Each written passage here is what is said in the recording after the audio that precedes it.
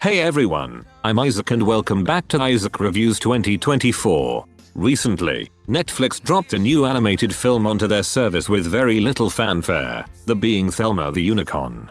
Based on the book of the same name by the author of the Bad Guys series that also recently got a film adaptation which is getting a sequel next year. I didn't expect too much out of this movie seeing as how Netflix didn't do that much to promote it. But after watching it over the weekend, while I wouldn't say it's bad, it's still pretty mid, especially when you consider how this is from the same writers of Napoleon Dynamite. It takes place in a world where humans and animals can talk and understand each other, where a pony named Thelma wants to become a famous musician but isn't taken seriously by her peers. However, after a freak accident gives her the appearance of a unicorn, she finally gets the adoration she always wanted, but at the cost of being something she's not. Basically, it's another one of those generic liar revealed stories where a character is put in a position where they become really famous off of a white lie, leading to their friendships being tested and the villains trying to manipulate them before they eventually come clean but are still appreciated for who they are, complete with a message about the importance of being true to yourself. I get that being generic isn't inherently a bad thing, but Thelma does next to nothing to make itself stand out among its contemporaries and is instead a boring and played out movie we've seen a million times before with all the standard tropes you'd expect from something like this. It also extends to the characters being very one note in their personalities and development, although I will admit that the voice actors honestly did a good job here.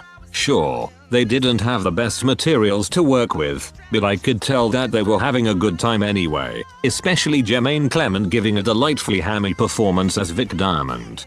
I guess that can let me segue into the stuff I liked about this movie. For one, the animation was pretty good, with some creative designs and energetic movements. And since Thelma is also a musical, I suppose I should talk about the songs as well, which were also pretty good. There were some decent music and lyrics with some solid vocal performances, not to mention the great score by the consistently talented John Powell.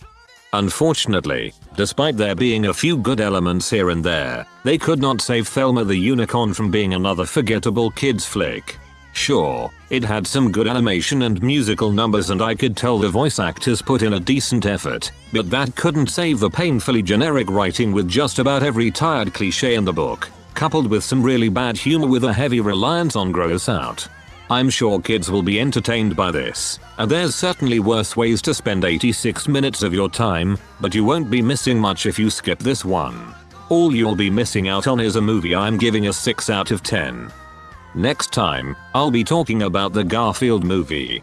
Now yes, I'm also aware that Back to Black was released over the weekend, but I'll probably wait for that one to come out on streaming due to financial and scheduling conflicts.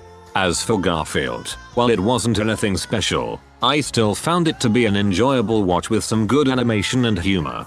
Anyways, thanks for watching this episode of Isaac Reviews 2024. Subscribe for more videos like this and I'll see you all next time.